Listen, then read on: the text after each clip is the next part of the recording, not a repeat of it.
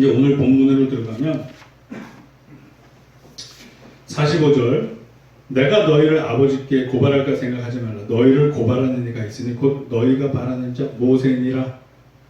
그러니까 이제 이 당시의 유대인들, 뭐 바리새인들 이런 사람들이 말로는, 겉으로는, 형식적으로는 율법을 잘 지키는 것처럼 위선적으로 행동을 했어요. 그러나 그 마음에는 율법의 핵심이 뭐예요?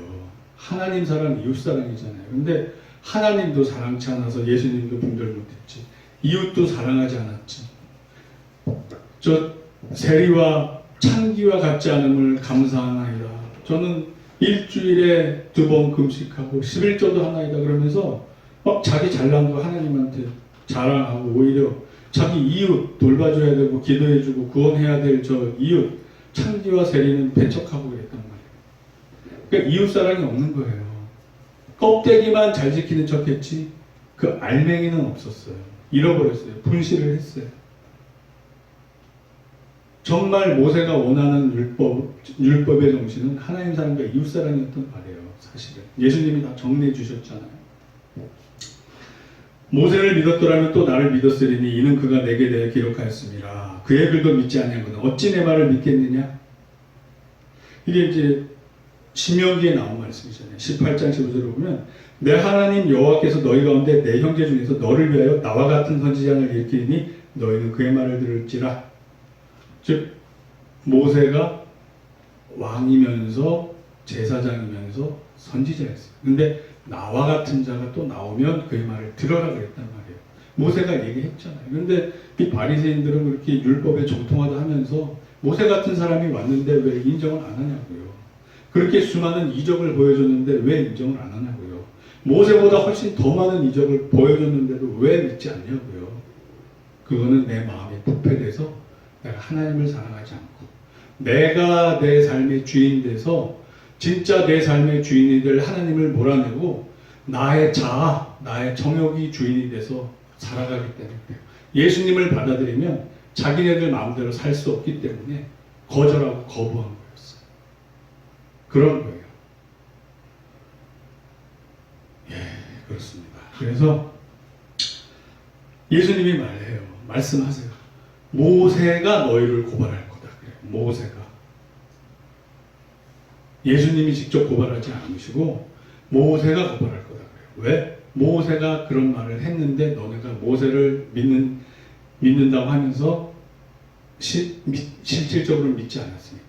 이런 말과 비슷한 말이 또 있어요. 예수님이 뭐라고 하셨냐면 마태복음에 나무도 좋고 열매도 좋다 하든지 나무도 좋지 않고 열매도 좋지 않다 하든지 하라. 그 열매로 나무를 아는지라. 독사의 자식들아 너희는 악하니 어떻게 선한 말을 할 수 있느냐? 이는 마음에 가득한 것을 입으로 말함이라. 즉 자기 마음에 있는 게 입으로 나온대요. 그러니까 좋은 사람은 좋은 말이 나와요. 그러니까 이 좋은 열매가 성령님의 열매이기도 하지만 이런 말도 해당이 돼요. 말이 상징하는 것은 행위예요. 행위. 예전에는 자기 말에 자기가 책임졌어야 됐어요. 그래서 너 예수님 믿어 했을 때 믿어. 이 말이 바로 행위의 대표예요. 그래서 믿어 얘기하면 순교, 뭐가지 댕강, 사자밥, 아니면 화형. 그럼에도 불구하고 믿어. 말을 할 수 있어야 돼요. 이게 행위의 대표적인 게 말부터 시작돼요. 근데 마음에 가득한 게 입으로 나온다고 예수님께서도 말씀하시잖아요. 그래서 말을 함부로 하거나 하면 안 돼요. 아멘. 그래서 우리는 항상 말을 조심해야 되고, 그래서 또 하나님께서도 말로 천지를 창조하셨잖아요. 그래서 말에 능력이 있어요. 우리는 하나님 형상대로 우리도 창조가 돼서 이 말에 능력이 있는 거예요. 자기 말에 스스로 책임질 수 있어야 돼요. 그래서 부정적인 말이나 뭐 험담하는 말이나 이런 거는 내가 그 말에 묶여요. 스스로 묶여요. 그래서 그런 거는 안 하는 게 맞아요. 예수님 그 다음에 뭐라 하시냐면 선한 사람은 그 쌓은 선에서 선한 것을 내고, 즉 말을 포함해서 선한 열매를 맺는다는 거예요. 악한 사람은 그 쌓은 악에서 악한 것을 내느니라. 내가 너희에게 이르노니 사람이 무슨 말을 하든지 심판날에 이에 대하여 신문받으리니. 야, 예수님께서 이렇게 무서운 말씀하세요. 너희가 말한 거 그거 다 심판받아. 말 함부로 하지 마. 이 뜻이에요. 함부로 남 정죄하지도 마. 이런 뜻이에요. 37절 마태복음 12장 33에서 37절까지인데 내 말로 의롭다 함을 받고 내 말로 정죄함을 받으리라. 와, 내 말로 의롭다 함을 받고 내 말로 정죄함을 받으리라. 그러니까 말 조심해야 돼요. 그러니까 이제 어린애가 아니라 성인이 됐으면 적어도 크리스찬 성인이라면 말을 함부로 하면 안 돼요. 아멘. 이 말로다가 의롭다 인정받고 말로다 정죄함을 받는다고 예수님께서 말씀하셨어요. 그래서 말을 혹시라도 내가 잘못했으면 스스로 주님 앞에 나와서 회개해야 돼요. 그냥 말뿐인데 뭐가 아니라 이 말로 심판을 하신다고 하셨기 때문에 말을 조심해야 돼요. 내 마음에 있는 것이 말로 나온다고 했어요. 그러니까 내가 내 마음을 잘 관리해야 말도 갈수록 이쁘게 나와요. 저도 아직 싱글인데 말을 이쁘게 하는 좋은 말만 하는 여자를 만나고 싶어요. 저도. 아멘 할렐루야. 여러분들도 아멘 할렐루야. 그러니까 말을 막 부정적으로 하거나 함부로 하거나 이러면 그 사람의 인격이 그런 거예요. 그런 거예요. 그래서 그러니까 말이 서로 잘 통하는 사람을 만나야 돼요. 아멘. 첫째, 주님을 사랑하는 마음. 그 마음이 서로 대화해서 이게 통해야 되겠죠. 주님을 사랑하는 마음이 서로 통해야 돼요. 그래야 예를 들어서 남편이나 부인이 보너스를 받았는데 감사원금을 왕창 냈어. 11조 냈어. 그러는데 남편은 믿음이 좋은데 아내가 믿음이 없어. 막 바가지 긁고 여보 우리 생활비 부족한데 왜 헌금을 그렇게 많이 내? 그러면 이게 이 가정이 또 불화가 생기는 거예요. 은혜로워야 될. 그러니까 서로 믿음의 분량도 비슷해야 돼요. 서로 감사함으로 내고 은혜 안에서 우리가 낸 이 헌금이 뭐 선교에 쓰일 거고 불이웃도 돕게 되고 교회도 세우고 막 이렇게 기뻐하는 마음 서로 공유하면 할렐루야인데 그게 아니면 그러니까 서로 좀 그럴 때는 수준을 맞춰주면서 좀 믿음이 앞선 자가 서로 맞춰주면서 그걸 끌고 가야 돼요. 그러니까 부부 사이에 분란이 안 나게 지혜롭게 믿음을 키워가면서 같이 끌고 가야 돼요. 그냥 나는 내 믿음만 주장할 거야 막 이러다가 부부가 그렇게 막 불화가 되면 이게 예수님이 바라는 뜻이 아니잖아요. 하나님이 만드신 첫 번째 이 사회가 가정인데 아담과 이브를 만들어서 가정을 꾸리게 하신 건데 이게 주님 안에 의롭고 복되고 평안해야죠. 그래서 그렇게 서로 믿음의 분량대로 배려를 해줘야 된다. 아멘. 아멘이에요. 아멘. 그래서 제가 아는 어떤 목사님은 그러니까 세상 이제 사회에서 잘 나가시던 분이 부르심 받고 순종하게 됐어요. 근데 부인이 이해를 못하니까 부인이 이해할 때까지 기다려줬어요. 그렇다고 하나님한테 부름 받은 거 불순종할 수는 없으니까. 그러니까 부인이 걱정하는 거는 경제 문제 이런 걸 많이 걱정했어요. 여보 당신 우리 먹고 살아야 되는데 잘 나가던 직장 내려놓고 목사하고 개척하면 우리가 돈만 들어가지고 어떻게 먹고 사냐. 그러니까 그거를 무시하면 안 되잖아요.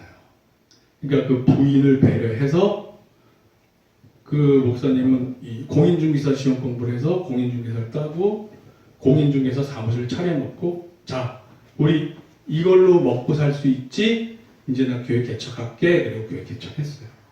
그래서 개척하면 교회 힘들잖아요. 그러니까 공인중개사에서 이렇게 그 동네에서 아무튼 제일 이렇게 손님이 많대요. 막 어려운 시기에도 항상 손님이 많대요. 뭐 하나님 뜻이 있는 거겠죠. 그래서 그 먹고 살면서 교회도 서포트하고 그렇게 한다고 하더라고요. 그러니까 부인하고 관계가 그냥 깨지지 않고 잘 이끌어가게 되는 거예요. 그러니까 오히려 나중에는 부인이 자기 온 식구들, 처갓집 식구들 포함해서 그 교회 나오면서 일찍 나와서 교회 청소도 하고 이제 반대했지만 나중에는 도움을 주는 좋은 서포터가 된 거예요. 왜? 배려하면서 수준 맞춰가면서 이끌어가니까. 오히려 나중에 부인이 더 교회 먼저 나와서 청소하고 교회 일 도와주고 그런데요. 할렐루야. 할렐루야. 그러니까 우리도 그런 지혜가 필요한 것 같아요. 네, 그렇습니다. 그래서 여기서 말은 그 행위를 대표하는 거예요. 말은 행위를 대표하는 거예요. 그러니까 말조심부터 해야 돼요. 이게 쉽지 않아요. 쉽지 않아요. 자, 그래서 말이 얼마나 중요하냐면 로마서 10장 10절에 사람이 마음으로 믿어 의에 이르고 입으로 시인하여 구원에 이르느니라. 아멘. 이게 무슨 뜻이냐면 믿음만으로 구원받잖아요, 사실. 근데 이 믿음 안에도 포함되고 행위도 포함이 되어 있는 거예요. 이게 참 우리가 로마서도 잘 해석해야 돼요. 왜 사도 바울이 마음으로 믿어 의에 이르고 구원받는다고 안 하고 여기에 플러스 입으로 시인하여 구원에 이르느니라 이 말을 왜 했냐고요. 즉 행함이 없는 믿음은 죽은 믿음이다 이거예요. 너희가 행함이 있는 믿음을 해라. 그게 산 믿음이다. 야고보서의 말씀이에요. 로마서와 다를 거 하나도 없어요. 로마서도 마음으로 믿지만 입으로도 시인해라. 너가 사자밥이 될지언정 너가 화형을 당할지언정 입으로 예수 그리스도를 부인하지 말고 시인해라. 그것이 산 믿음이고 참 믿음이다. 아멘. 이 뜻인 거예요. 이 뜻인 거예요. 이 말이 행동의 대표성을 띠는 거예요.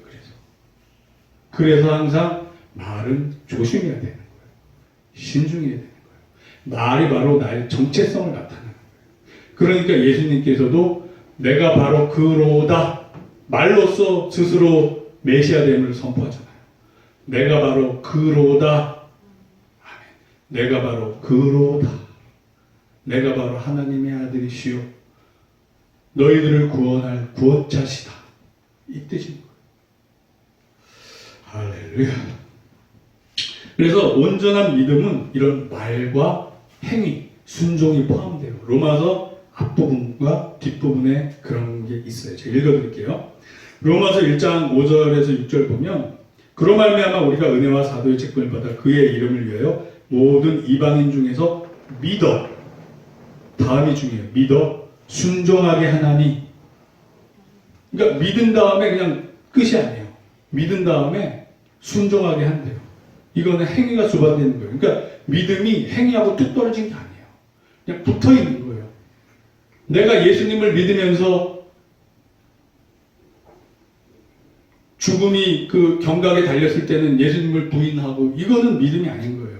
진짜 내가 예수님을 믿으면 죽음이 내 앞에 와도 칼이 내 목에 와도 예수님 믿습니다. 이걸 고백할 수 있는 게 진짜 믿음이라는 거예요.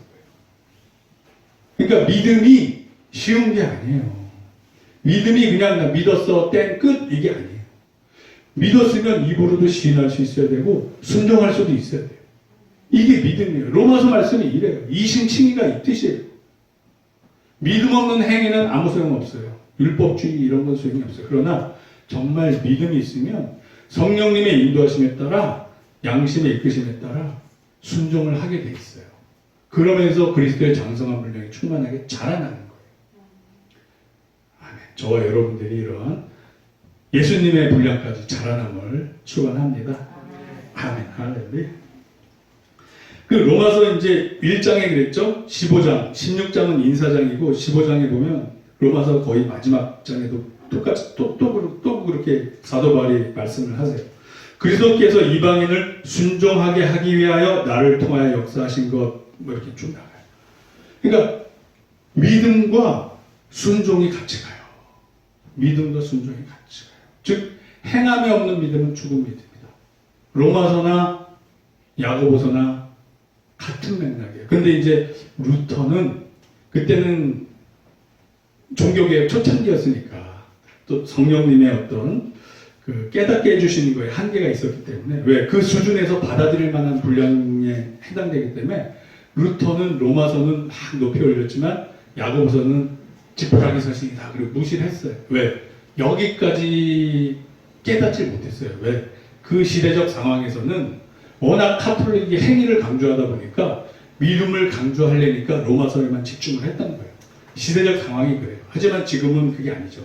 종교개혁이 일어난 지 벌써 500년이 됐잖아요. 그러니까 그러면서 성령님이 순간순간 시대적 상황에 따라 더 우리의 눈을 열어주신 거예요. 그러니까 결국 야고보서나 로마서나 같은 뜻이다, 같은 맥락이다.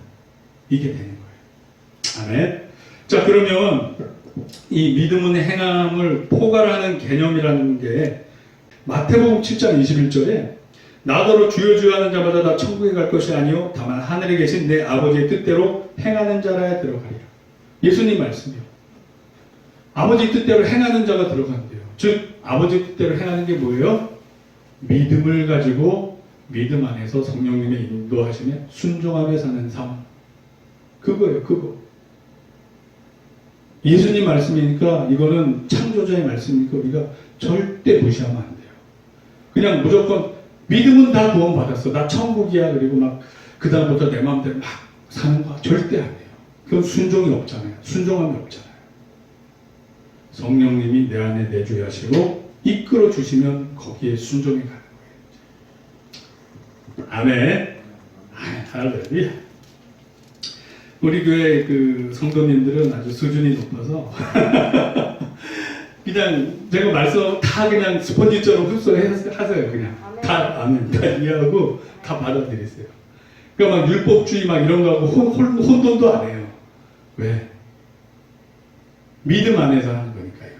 믿음 없이 막 바리새인처럼 율법으로 행위로 구원받으려는 게 아니라. 자, 그러면 그 제가 이번 주 동안 이제 은혜 받은 종교 개혁자가 한 분 있어요. 이분에 대해서 잠깐 얘기하고 마무리 짓게요. 그러니까 말이 행위를 대표한다는 거에 한 사례예요. 그러니까 스스로 말을 참 정말 믿음 안에서 컨트롤 잘하신 분이에요. 얀 후스라는 분이에요. 얀 후스. 아마 들어보신 분 계실 거예요.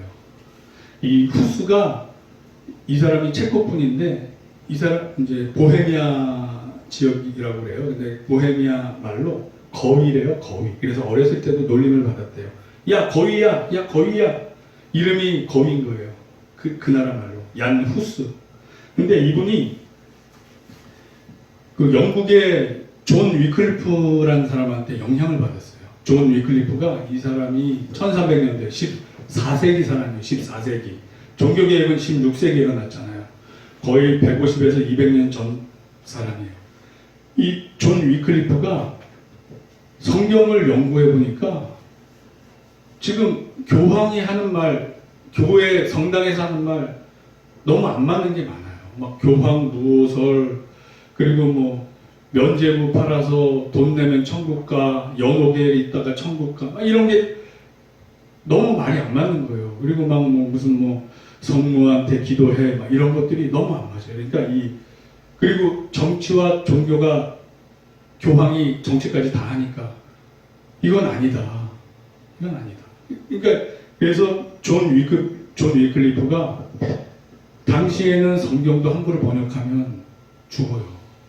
성경 번역 이런 거 못하게 금지해놨어요. 그렇지만 자기가 성경 연구해보니까 이거는 번역을 해서 일반 평신도들도 말씀을 알아야 똑바로 믿는다 그래서 성경을 번역하고 그 교황의 잘못된 것, 교황 무호설. 그러니까 이 당시의 성당은 성경 위에 교회와 교회 위에 교황이 있었어요. 교황이 최고 권위예요. 근데 우리는 아니잖아요. 목사 위에 성경, 목사 위에 성경이 있는 거예요. 성경의 권위가 최고인 거예요. 우리는 오직 말씀, 오직 성경. 그러니까 이게 잘못됐다 그리고 그거를 원래대로 바꾸려고 했어요. 그 영향을 받은 게 얀 후스예요. 이분이 헬라어 그리스 말에 정통하게 됐어요. 그래서 당시에 이 라틴어, 로마에서 번역한 라틴어 성경과 헬라어 성경을 비교하면서 이 부분은 오역이다, 잘못 번역했다. 왜 사람이 하는 일에는 오역이 있을 수 있어요. 그리고 아무리 자기가 이 헬라어 성경을 봤는데 지금 교회 교황이 하는 말하고 맞는 게 벗어난 게 너무 많다. 그래서 책을 써요. 책을 썼어요. 그랬더니 무슨 일이 생겨요? 이 말이 교황한테 들어가니까 파면을 당하게 돼요. 파면. 그러니까 이제 양후수는 성경을 믿음의 유일한 권위로 인정했어요. 교황, 너의 말이 아니고 성경, 이 말씀이 진짜 권위야. 딱 이렇게 원래대로 초대교회처럼 이제 바꾸는 거예요. 그러니까 이 얀후수가 프라하 대학 신학 교수였다가 그 베들레헴 성당 또 설교자였다가 나중에 이제 대학 총장까지 해요. 그러니까 정말 지식인인 거예요. 지식인 중에 지식인. 신학자의 설교자의 총장까지. 근데 파면당해요. 그리고 너 일로 와. 소환을 해요. 근데 친구들은 가지 말라고 해요. 너 가면 죽어. 가면 죽어. 아니야. 그래도 나 가볼게. 가서 내가 한번 설득해 볼게. 그 공의에 이제 오라고 그러는데 목숨을 걸고 가요. 근데 이제 가서 8개월 동안 지하 감옥에 수감이 돼요. 그러니까 지금 우리 요즘 현대식 감옥을 생각하면 안 돼요. 현대식 감옥은 너무 햇볕도 들고 밥도 제때 주고 좋잖아요. 근데 당시 감옥은 지하에 있으면 빛이 안 들어서 시간 가는지 안 가는지도 모르고 똥오줌도 그냥 그 자리에서 싸서 배설물에 악취에 막 쥐도 왔다 갔다 벌레들 우글우글 세균도 많고. 그러니까 얀후수가 8개월 동안 그 감옥에 있으면서 몸이 다 망가져서 거의 진짜 삐쩍 말라서 죽기 직전까지 됐다고 하더라고요. 그러니까 이러면 사람이 정신도 혼미해져요. 정신도 혼미해져요. 그래서 근데 이제 이 얀후수가 한 말 중에 좀 대표적인 두 가지 말을 제가 말씀드릴게요. 서로 사랑하라. 모든 이들 앞에서 진실을 부정하지 마라. 그러니까 평상시에 이렇게 얘기를 했대요. 진실만을 찾아라. 진실만을 들어라. 진실만을 배워라. 진실만을 사랑하라. 진실을 말하라. 진실만을 지켜라. 죽음을 두려워 말고 진실만을 사수하라.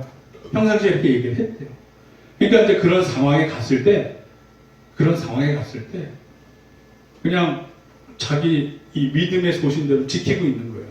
그러다가 화형장 가면서 이런 기도를 했대요. 결국 파면당해서 이제 화형당하게 되는 거예요. 주 예수님, 당신을 위하여 저는 이 잔인한 죽음을 견디고 있습니다. 저의 원수들에게 자비를 베풀어 주옵소서. 죽으러 가면서 예수님의 고백과 비슷해요. 저의 원수들에게 자비를 베풀어 주시옵소서. 예수님은 어떻게 하셨어요? 저들이 하는 것을 알지 못하나이다. 저들을 사하여 주옵소서. 스데반 집사는 뭐라고 그랬어요? 저들의 죄를 저들에게 돌리지 마옵소서. 그러니까 성령님으로 충만한 사람들은 이런 사랑의 열매, 성령님의 열매가 나와요. 8개월 동안 지하 감옥에 있다가 이제 화형장으로 가는 상황에 저들에게 자비를 베풀어 주옵소서. 이렇게 기도하면서 가는 거예요. 저는 주님을 위해서 이 고난의 잔을 마십니다. 그러면서 제가 오늘 이 말씀을 전하려고 해서 그런지 몰라도 아침부터 이 영적 공격이 대단히 심했어요. 왜? 은혜스러운 말씀을 전하기 전에는 항상 그래요. 오늘이 그런 날이에요. 얀후수 같은 사람의 사례를 들으려니까 더 이 사탄의 공격이 심하더라고요. 기도하면서 물리치면서 왔죠. 그래서 이제 장작더미 위에서 이제 불타기 직전에 또 마지막 회유가 들어와. 마지막 회유. 딱 와서 뭐라 그러냐면, 야, 너 잘못했다고 너 인정해. 그러면 목숨만은 살려줄게. 풀어줄게. 너가 한 말, 너의 한 책 스스로 부정해. 교황의 권위를 다시 인정해. 살려줄게. 장작더미에서 불 붙이기 직전에 마지막 회유. 그때 뭐라 그러냐면, 나에 대한 증거가 거짓이라는 것을 증거하실 분은 하나님이십니다. 나는 가능하다면 죄로부터 사람들을 돌아서게 하려는 의도를 갖고 설교했으며 그렇지 않았던 적은 한 번도 없습니다. 난 복음의 진리 안에서 저술하고 가르치고 설교했습니다. 오늘 나는 기꺼이 죽을 것입니다.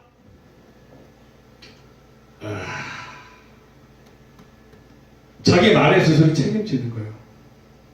너 교황권이 인정하고 성경권이 낮춰. 아니야. 나 죽더라도 성경권이 올려 교황 낮춰. 내가 복음을 통해 배운 진리는 이거야. 나 말 바꿀 수 없어. 나는 예수님을 믿으니까. 그리고 화형당했어요. 그리고 마지막 유언이자 예언을 하여. 무슨 예언했냐면, 오늘 당신들은 한 마리의 거위, 그 후스가 거위란 뜻이니까 거위를 불태우지만 당신들이 태우지 못할 백조 한 마리가 나타날 것이다. 아멘. 지금 너희는 나를 거위 한 마리 불에 이게 태우지만 너희가 태우고 싶어도 태우지 못할 백조가 나타날 것이다. 이 예언을 해요. 근데 이게 딱 102년 후에, 100년 후에 누가 나타나요? 마틴 루터가 나타나요. 마틴 루터가 나타나서 비텐베르크 대학교 교회 정문에 95개조 반박문을 딱 붙여요.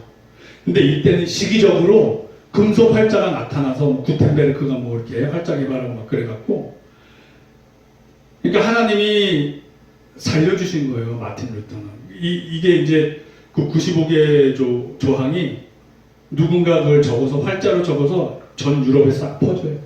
졸지에 마틴 루터는 유명인이 돼버려요. 그러니까 이제 얀 후스 때는 그런 게 없었어요. 그냥 교황이 죽여! 그럼 죽는 상황이었어요. 그리고 마틴 루터도 교황이 파면시켰어요. 그리고 죽이려고 했어요. 와, 로마로 와. 가면 죽어요. 근데 이때는 분위기가 이미 형성이 됐어요. 왜? 얀 후스 같은 사람을 통해서 정의가 뭔지, 믿음 안에서의 진실이 뭔지가 퍼졌어요. 그래서 이 마틴 루터도 얀 후스의 책을 읽고 많은 영향을 받았어요. 그리고 얀 후스의 예언이 나를 예언한 거다라고 스스로 얘기를 해요. 그러니까 거위는 불에 타 죽지만 백조는 불에 타 죽지 않고 날개를 확 펼쳤잖아요. 그거 왜? 똑같이 교황청에서 죽이려고 했어요. 마틴 루터도. 근데 마틴 루터는 보호를 받았어요. 죽지 않고 살아남아서 종교개혁을 승리하게 이끌어요. 그러니까 이 얀 후스의 예언이 딱 맞아 떨어졌어요. 야, 할렐루야. 아멘. 아멘. 아멘. 제가 예언을 할게요. 우리 교회 하나님께서 귀하게 쓰시는 교회로 잘 이렇게 세워질 겁니다. 아멘. 할렐루야. 제가 지난주에 막 비전을 주시더라고요. 우리 싱글 분들이 많잖아요. 우리 교회에. 가정을 이루고 이제 주님 보시기에 복된 가정을 이루면서 우리 교회가 그런 분들로 차곡차곡 채워지면서 정말 건강한 가정과 건강한 교회를 세워가면서 북한 선교도 하고 세계 선교도 하고 신학교도 또 해서 많은 사람은 아니래도 정말 이 말씀이 필요한 사람들 가르치고 이럴 것에 대한 비전을 막 주시더라고요. 제 마음이 기뻤어요. 같이 동역합시다, 여러분. 아멘. 할렐루야. 할렐루야. 그렇습니다. 자, 결론. 그래서 우리가 한 말이 우리를 스스로 정죄하지 않도록 말 조심하면서 정말 이 말이 나의 인격이고 나의 신앙을 대표한다는 거. 얀 후스도 말 한마디만 하면 살 수 있었어요. 하지만 그냥 진실을 추구하다 죽잖아요. 그러니까 말 한마디 한마디 우리의 인격이고 신앙을 대표하니까 조심하면서 이 행함이 있는 믿음을 지켜서 우리 주님의 신부로 예수님을 맞이하는 저와 여러분들이 되길 축원합니다. 아멘. 할렐루야.